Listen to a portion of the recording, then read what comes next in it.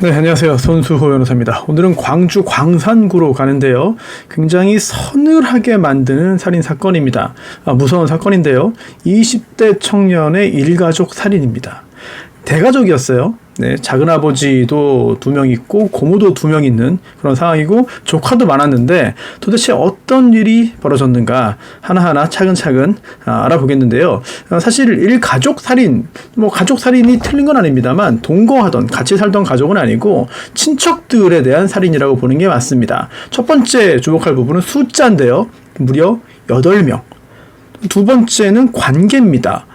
피해자 목록을 한번 보시죠. 첫 번째가 21살의 고종사촌 여동생, 41살의 첫째 고모, 72살의 할머니, 75살의 할아버지, 43살 숙모, 46살 작은아버지, 43살 둘째 고모, 39살 둘째 고모부. 이렇게 8명입니다. 그리고 세 번째는 공격 부위입니다. 머리, 얼굴, 가슴, 목. 정말 사람의 생명에 직접적으로 영향을 줄 수 있는 그런 위험한 부위들을 공격을 했습니다. 그리고 네 번째는 공격에 사용한 범행 도구인데요. 등산용 칼, 표창칼, 그리고 수갑. 이런 것들을 미리 사서 준비해 놓고 굉장히 체계적으로 범행을 감행했습니다. 그리고 다섯 번째는요. 범행 당일의 행적인데요. 이들이 다 모여서 같이 술 마시고 화기애애하게 놀았습니다. 그렇게 놀고 이제 다 술 취해가지고 밤 늦었으니까 자는 중에 몰래 침입을 했어요. 이 피고인이. 그래서 현관문을 들어가서 현관문에서 보이는 대로 한 명 한 명 이렇게 범행을 저질렀습니다. 굉장히 좀 질서정연하게 마구잡이로 난잡하게 범행을 한 게 아니라 보이는 순서대로 한 명 처리를 했고 안방도 가고 건너방도 가고 굉장히 계획적이면서 차분한 상태로 범행을 저질렀습니다. 그리고 형량은 무기징역 나왔는데요. 정말 다행히도 실제로 사망한 건 8명 중에 1명입니다. 1명이고 7명은 살인 미수예요. 다행히도 생명을 건졌는데 어쨌든 지금 인정된 거는 살인죄 1명, 또 존속 살해 미수, 할머니, 할아버지, 또 살인 미수, 친척들에 대한 살인 미수까지 이렇게 8명에 대한 살인, 또 살인 미수 모두 인정이 되어서 무기징역이 선고됐고요. 확정됐습니다. 현재 무기수로 복역 중인 이 사건. 중요한 건 범행 동기겠죠. 도대체 왜 이런 끔찍한 일을 저질렀는가? 도대체 무엇이 이 청년, 20대 청년이 이런 끔찍한 일을 저지르도록 만들었는가? 배경은 무엇인가? 이 범죄자는 어떤 사람이며 그동안 어떤 삶을 살았는가? 도대체 어떤 일이 있었는지 하나하나 차근차근 파헤쳐 보겠습니다. 오늘도 역시 판결문에 기초해서 말씀을 드립니다. 판결문에 의해서 정확하게 확인된 내용만 말씀드립니다. 첫 번째, 범행 동기로 가죠. 이 범행 동기는요, 제일 처음에 1심 판결문 앞부분에 있는 범행 동기가 있고요. 그 뒤에 양형 관련해서 무기징역이라는 중형을 선고한 이유 관련해서 또다시 범행 동기를 파악한 부분이 있거든요. 지금 말씀드리는 부분은 요약한 부분이고 보다 구체적이고 상세한 부분은 잠시 뒤에 나옵니다. 자, 법원이 밝힌 범죄 사실 중에서 범행 동기는 이렇습니다. 자, 이 피고인 가족들과 함께 제주도에 살고 있었어요. 그런데 친척들은 광주에 있었거든요. 자, 누나가 있는데요. 이 누나가 학교 폭력을 당해가지고 제주도에서 광주로 갔습니다. 그래서 작은아버지 집에 살았는데 그 다음에 이 피고인, 이 청년 6학년 때 가족들 전부 다 광주로 이사를 와서 그때부터 광주에서 함께 살게 됐습니다. 그런데요. 가족들 사이에 좀 말다툼이 있었어요. 근데 이 가족들 사이의 말다툼이 뭐냐면은 자기 엄마에 대해서 이 본가 식구들이 자꾸 이상한 소리를 하는 겁니다. 그리고 누나에 대해서도요. 한번 들어보시죠. 명절이나 기타 가족 모임이 있을 때 엄마가 할머니, 할아버지 또 친척들하고 말다툼하는 장면을 자주 보게 되는 겁니다. 그래서 엄마가 이 청년에게 하소연을 자주 하게 된 거예요. 그리고 문제의 작은아버지가 2명인데요. 문제의 작은아버지가 있습니다. 이 문제의 작은아버지가 누나한테 이런 얘기를 해요. 이 창녀가 따로 없어. 아주 더러운 년이야. 자, 어떤 배경이냐면 누나가 술 마시고 취해가지고 길가루에 쓰러져 있었어요. 근데 그걸 가지고 이렇게 욕을 하는 거를 직접 옆에서 보고 듣게 됩니다. 자, 그 다음 갈등 상황이 계속 벌어지는데 할아버지 칠순잔치 때 이제 여행 얘기가 나온 거예요. 여행 얘기가 나오는데 그때 엄마가 배멀미가 난 심해서 못 간다 거기 그랬습니다. 어디냐면 금강산입니다. 그러니까 이게 이 금강산 여행 얘기 나오고 바로 범죄가 있었던 건 아니고 그동안 계속 쌓여왔던 얘기를 지금 하는 거예요. 이 금강산 얘기, 금강산 가족여행 가자 그러니까 나는 배 타고 못 간다 멀미한다 이렇게 엄마가 얘기를 하니까 이제 문제의 그 작은 아버지가 엄마를 때리려고 하는 거예요. 손바닥으로. 이걸 보면서 그 작은 아버지뿐만 아니라 친척들에 대한 원망하는 마음이 당연히 생길 수밖에 없었죠. 자, 이게 중학교, 고등학교 때 겪었던 일들이고요. 그리고 고등학교 졸업한 이후에 이제 대학을 가지 않고 직장에서 일을 했습니다. 그래서 역시 광주 광산구에 있는 아파트에 혼자 살았는데 2013년 초부터 부모님이 살던 광산구 아파트로 들어와서 이제 다시 와서 함께 살게 됐어요. 그런데 그때 오니까 또 엄마가 친척들 탓을 하고 원망을 하고 또 하소연을 하는 거예요. 그러다 보니까 안 되겠다. 도저히 안 되겠다. 내가 그 2명 중에 1명의 작은아버지 내가 살해야겠다. 이렇게 살해 결심을 합니다. 그리고 범행 계획을 세우는데요. 범행 도구를 구입해 놓습니다. 등산용 칼, 도끼 이런 거예요. 사가지고 이제 방에다가 보관을 해놓고 친척들을 죽인 다음에 인적이 드문 산속으로 도망가자. 이렇게 계획을 짜고 인터넷 지도를 검색해가지고 어디로 도망갈지 출력해서 그것까지 방에다 놨습니다. 뭐 좀 이상하죠? 좀 이상하게 느껴지지 않습니까? 잠시 후에 나옵니다. 자, 이렇게 준비를 한 상태에서 또 한동안 또 잠잠했어요. 네. 한 달 정도 잠잠했거든요. 그런데 2013년 3월 2일 저녁 7시경에 작은아버지, 그 문제의 작은아버지 말고 또 다른 작은아버지입니다. 다른 작은아버지 집에서 할아버지 생신, 그리고 또 그 작은아버지 그 집들이까지 겸해가지고 사람들이 굉장히 많이 모였습니다. 할아버지, 할머니, 작은아버지, 첫째 작은아버지, 또 첫째 작은어머니, 거기에 또 사촌 형제 2명, 첫째 고모, 첫째 고모부, 거기 또 사촌 형제 2명, 또 둘째 고모, 둘째 고모부, 거기에 또 사촌 형제 2명, 이렇게 저녁 식사를 거기서 하고 술도 마시고 얘기도 나눴어요. 그 다음에 밤 10시 반경에 그 집을 나와가지고 이 청년이 집으로 돌아왔습니다. 근데 여기에 누구 같이 간다면은 엄마 빼고 다 같이 간 거예요. 아빠하고 이 피고인 청년하고 2명만 갔다가 다시 돌아왔거든요. 돌아온 다음에 밤 11시경에 아빠가 엄마한테 그래도 가족들 다 모여있는데 뭐 멀지도 않고 한번 들여다보기라도 하지 이렇게 하니까 여기서 또 부부싸움이 벌어집니다. 말다툼이 벌어지는 거죠. 여기에서 갑자기 더욱더 구체적인 살해 결심을 하게 됩니다. 이거 안 되겠다. 가서 지금 자고 있을 테니까 다 죽여버리자. 네. 아까 이야기한 이게 인터넷으로 온라인으로 주문해서 산 거예요. 등산용 칼, 표창칼, 그리고 수갑까지. 네. 수갑까지 써가지고 죽이겠다라는 생각을 하고요. 이거를 가지고 바로 죽이러 가지 않습니다. 자기의 어떤 여러 가지 흔적들 또는 자기의 생활을 통해 남은 것들을 다 갖다 버리는데요. 뭘 버렸냐면 컴퓨터 하드디스크, 또 증명사진, 안약, 또 수영장 티켓, 이거를 하천에다가 집 근처 하천에 가다가 버렸어요. 뭐 좀 이상하죠? 네. 그리고 구입해놓은 등산용 칼을 2개를 허리에 찹니다.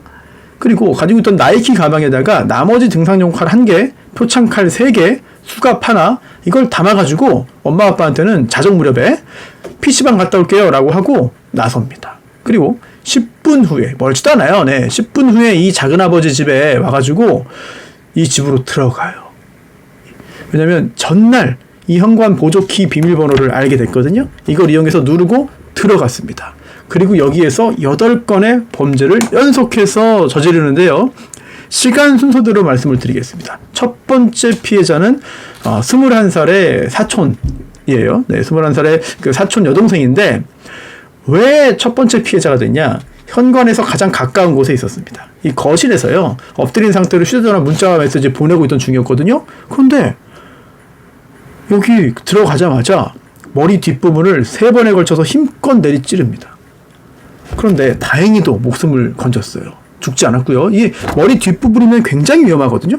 뭐 칼로 공격하면은 죽을 확률이 굉장히 높은데 다행히도 죽지 않고 전치 2주에 그칩니다. 다발성 열상에 그친 거예요. 네, 상처가 난 겁니다. 이것도 좀 이상하죠. 아니 엎드려 있는 사람을 칼로 여러 번, 3번이나 힘껏 찔렀는데 이게 어떻게 된 거지? 약간 좀 범행에 대해서 약간 이상한 부분들이 생각납니다. 자, 그 다음 두 번째인데요. 그 바로 옆에 누워가지고 잠을 자고 있던 첫째 고모. 41살인데 엄마예요, 애 엄마. 첫 번째 피해자의 엄마입니다. 역시 같은 등산용 칼 2개를 가지고 왼쪽 얼굴을 공격합니다. 칼로. 여러 번 찔러요. 손목 부위까지. 다행히도 목숨을 건지는데 좀 끔찍하지만 왼쪽 얼굴을 공격했잖아요. 왼쪽 귀가 잘립니다. 네. 어쨌든 전치 4주 치료. 살인 미수고요.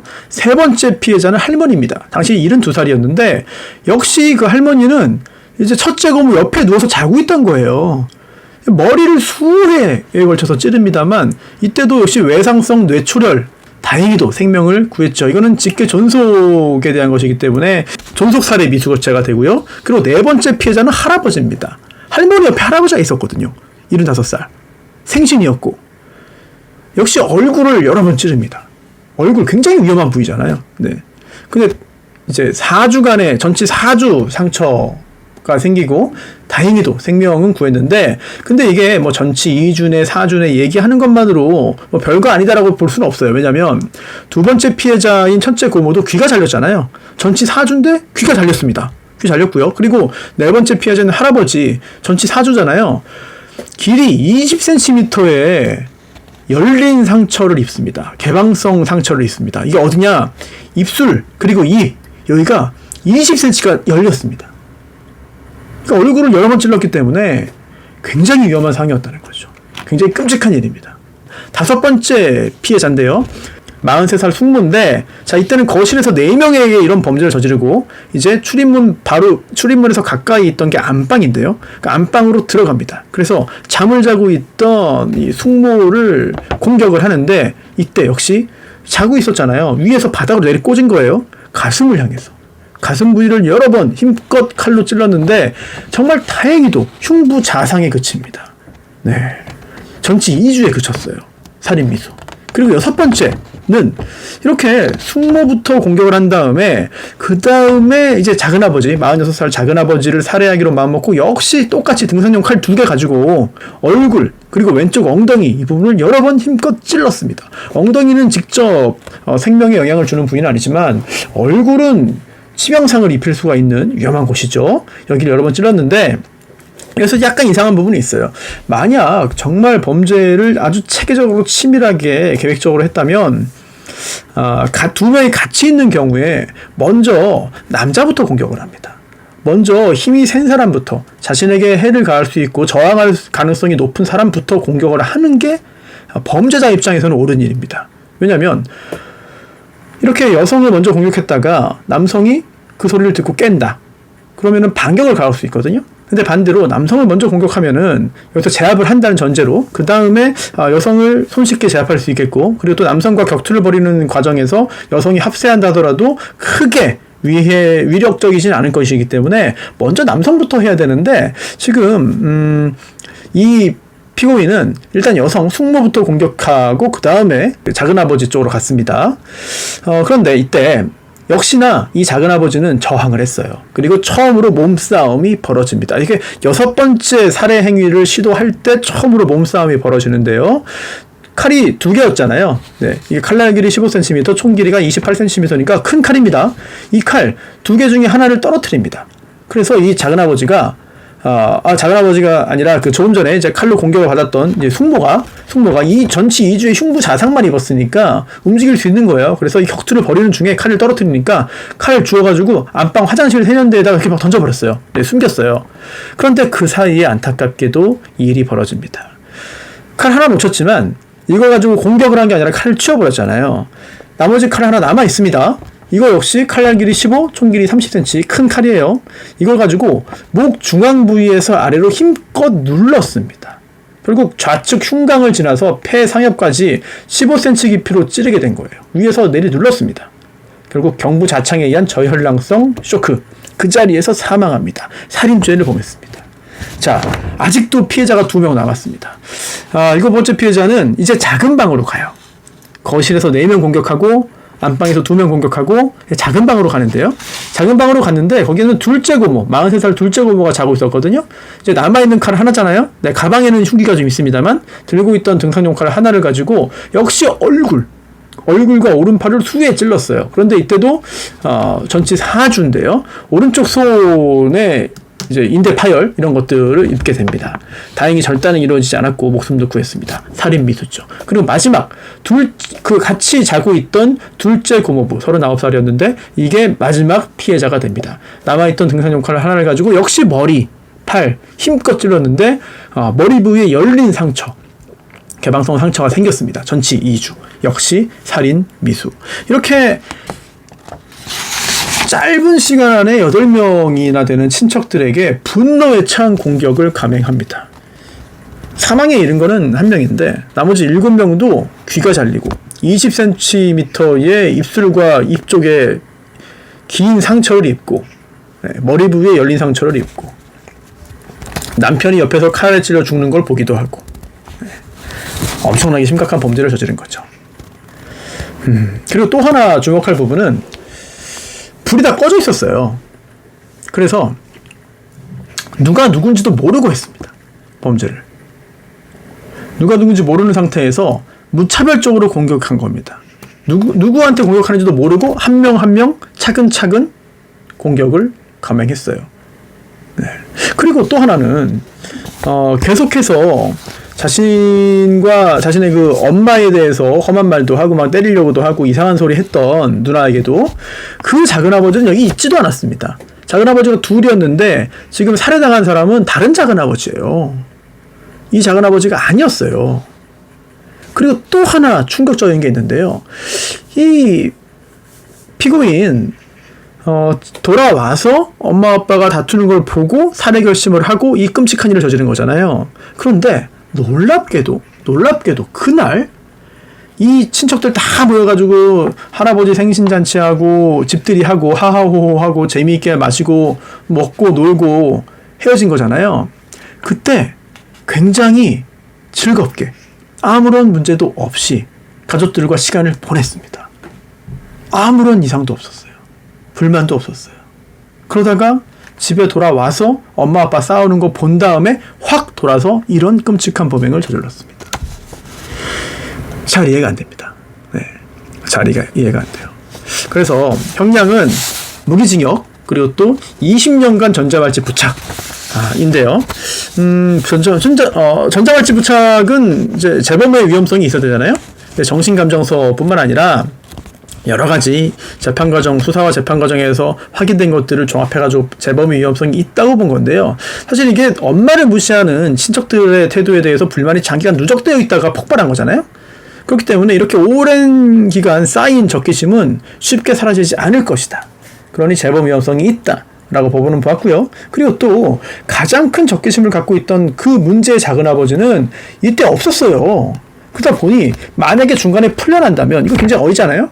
뭐 징역 25년이든 30년이든 살고 나오면 그 작은아버지 살아있다면 찾아가서 공격을 할 수 있습니다. 아니 정상적으로 이제 가족 행사에서 화기애애하게 있다가 갑자기 집에 와서 돌변해가지고 이런 참혹한 범행을 저질렀다. 네.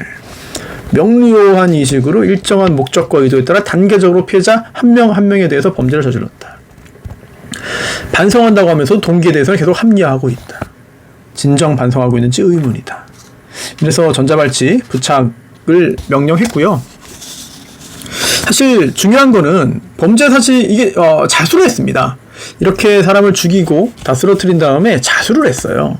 그런데 전과가 있냐? 전과도 없습니다. 초범이에요.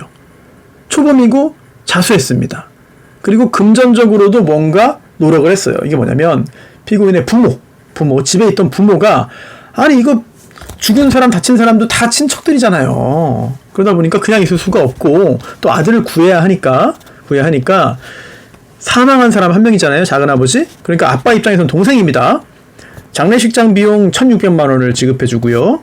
그리고 또 숙모, 귀 잘린 숙모 치료비 200만 원 부담해 줬고요. 또 나머지 피해자들에 대한 치료비 간호비도 부담을 했습니다. 네.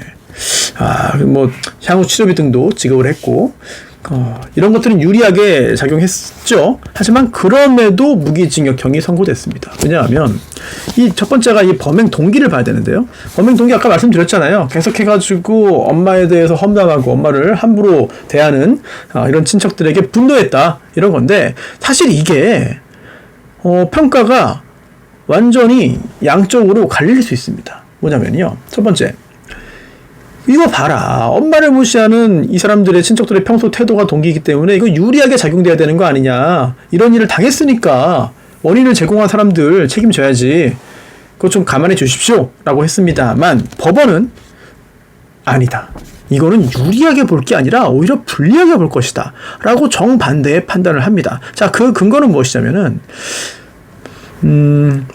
엄마와의 어떤 엄마와 관련된 문제가 뭐 전혀 견딜 수 없던 수준이냐? 아니라는 거예요.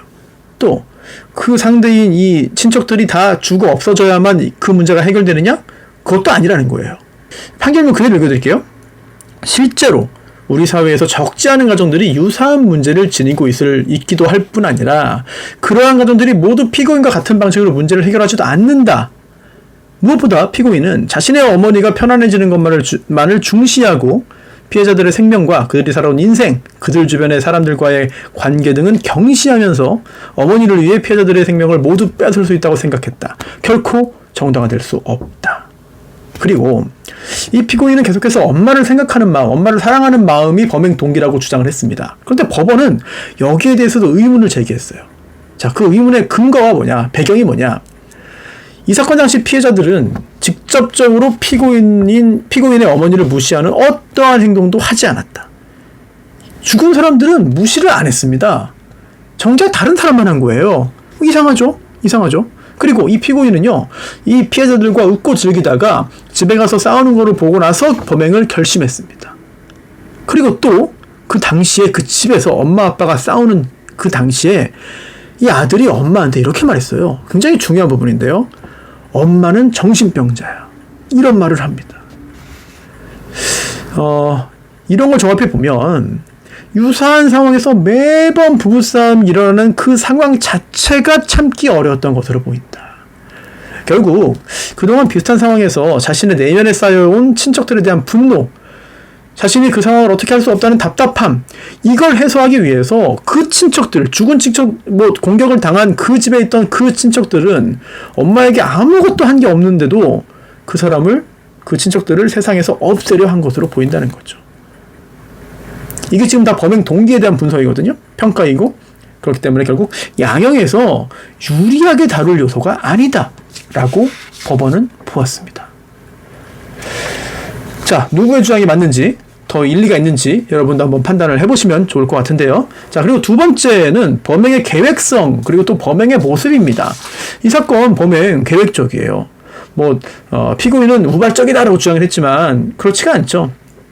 단지 울컥해서 살해 어떤 결심을 한 사람이라고 보기 어렵습니다. 지나치게 차분하고 냉정하고 침착하게 이 사건 범행을 준비했고, 살해라는 일정한 목적의식 하에 문 쪽에 있는 사람부터 안방, 작은 방까지 차례로 공격을 했고요. 또 그 상대가 누구인지 보지도 않았어요. 거실은 깜깜해가지고 누군지 확인도 안 됐습니다. 그냥 가까이 제일 먼저 보이는 사람부터 한 명 한 명 처치한 겁니다. 그리고 무차별적으로 머리와 목 부위를 2번, 3번씩 찔렀습니다. 조금만 더 공격 횟수가 더 많았거나 아니면 힘이 더 실렸거나 이랬다면은 모두 죽었을 겁니다. 근데 다행히도 7명이 그래도 목숨은 건졌는데, 이거는 공격 자체가 약간 좀 어설펐기 때문이 아니냐, 이런 생각도 들고요. 그리고 세 번째, 좀 이상하잖아요. 야, 이 사람 뭔가 좀 모자란 사람 아니야? 이 사람 뭔가 좀 이상한 사람 아니야? 정신감정 해봤더니요, 경계선 지능장애입니다. 지능 장애라는 말은 없습니다만 인지 기능이 경계선 수준이에요. 이제 경계성이라고도 많이 말을 하는데 그건 틀린 말이고 경계선입니다. 정말 정상과 비정상의 경계선이라고 이해하시면 될 것 같아요. 하지만 의사결정 능력이나 사물 변별 능력이 부족하거나 없지는 않았다. 네. 이제 뭐 외부 자극을 자기만의 방식으로 해석을 해가지고 성급하게 판단하고 감정적으로 반응하는 사고방식, 이런 게 있다는 결과는 나왔고요. 그리고 또 그렇기 때문에 장기간 누적된 적개심이 극단적으로 표출됐다라는 정신감정 결과가 나왔는데, 뭔가 문제가 있고 경계선 지능이라 하더라도 이게 다 심신상실, 심신미약이 아니거든요. 법원은 심신미약, 심신상실을 인정하지 않았습니다. 그래서 무기징역이 나온 거겠죠. 자, 네 번째, 피해의 정도 심각합니다. 사람이 죽었어요. 크게 다쳤어요.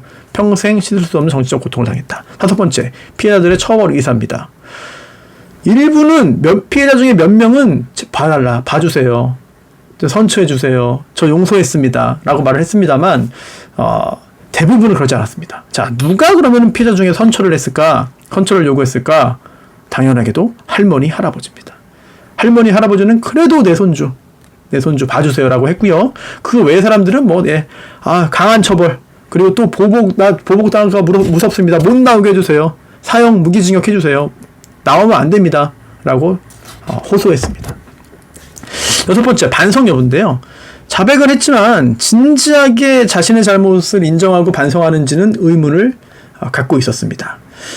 왜냐하면 증거를 제시해도 저 모릅니다, 기억 안 나요 라고 하다가 갑자기 또 자기 유리한 부분은, 자기가 유리하다고 생각하는 부분은 또 진술을 또 쫙 해요.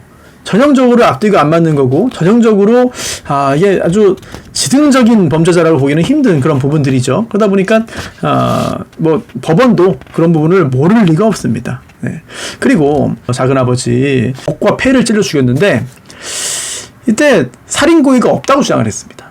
하지만 본 사람이 있어요, 옆에 숙모가. 그리고 상처의 부위나 방향, 그리고 이 두 명의 키 차이, 이런 것들을 감안할 때 살해할 의사로 목 부위를 위에서 아래로 정확히 찌는 게 인정이 되거든요. 그런데 다른 거는 다른 사람은 기억 안 나요 하다가 이건 또 기억이 난대요. 그러면서 뭐라고 말을 하냐면, 첫째 고모부한테 몸을 붙잡혀가지고 발버둥 치던 중에 우연히 찔린 거다, 내가 찌른 게 아니다 라고 시도를 합니다. 먹히지도 않을 주장을 하는 거죠. 그리고 진술서를 봐도 자기 자신의 범죄에 대한 어떤 그 반성보다는 엄마가 그 긴 시간 동안 당했던 어떤 수모에 대한 항변만 가득합니다. 그리고 반성문도 내긴 했는데 그 반성문 보면은 앞으로 이제 내가 처치했으니까 앞으로 밝아질 자기 인생에 관한 내용, 또 자신에 대한 재판부의 선처를 구하는 내용이 그 대부분을 차지하고 있다고 되어 있어요. 피해자들에 대한 이야기는 별로 없고 정말 몇 개의 단어만 있었습니다. 피해자분들께 죄송한 마음이다. 이거 끝이에요. 네. 마지막 7번째인데요. 사회적인 위험성도 대단히 큽니다. 일단 범죄의 동기를 계속해서 되짚어 볼 수밖에 없죠. 엄마를 편안해하기 위해서, 또는 내 분노를 해소하기 위해서 가장 원한을 느낀 사람들 뿐만 아니라 한패 아니야? 같이 있었는데? 도와주는 거 아니야? 웃었는데? 동조한다고 느낀 사람, 객관적인 단서와 어떤 그런 것도 이유도 없어요. 동조했다고 느꼈던 사람까지 무차별적으로 살해하려 했습니다. 근데 이 피고인도 이제 수사 과정에서 이런 말을 했습니다. 그럼 언제부터 다 죽이려고 했냐? 이거 살인도구 준비해 놓지 않았냐? 그랬더니 그 문제의 작은아버지를 죽이려고 준비해 놓은 겁니다. 그리고 그 외의 친척들은 제가 죽일 생각이 전혀 없었습니다. 자, 그러면 더 무서워요, 이게. 죽일 생각이 전혀 없었는데 그날 그렇게 끔찍하게, 아주 서늘하게, 냉정하게, 차분하게, 침착하게 범행을 하나하나 마치 여러 번 해본 것처럼, 마치 킬러가 하듯이 한 명 한 명 처단을 했을까? 굉장히 무섭습니다. 더 무서운 거죠. 그렇기 때문에 이 사건 피해자들에 대해서만 이러한 생각과 이러한 범죄를 하는 것이 아니라 이러한 사고방식이 대단히 반사회적이고 위협적이다. 다른 사람에게도 분명히 더 할 수 있다는 거예요. 물론 게다가 여기에 더해서 스트레스를 오랜 기간 받아온 건 맞지만 그래도 비교적 어렵지 않게 이 사건 범행을 결심하고 또한 곧바로 실행에 옮겼다는 거죠. 이렇게 분노 해결하는 방식이 지나치게 반사회적이다. 그럼에도 범죄에 대해서 무감각한 모습을 보이고 있다. 그렇다면 앞으로도 또 이런 형태의 범죄를 저지를 우려가 있다는 겁니다. 좁게는 살아남은 사람들.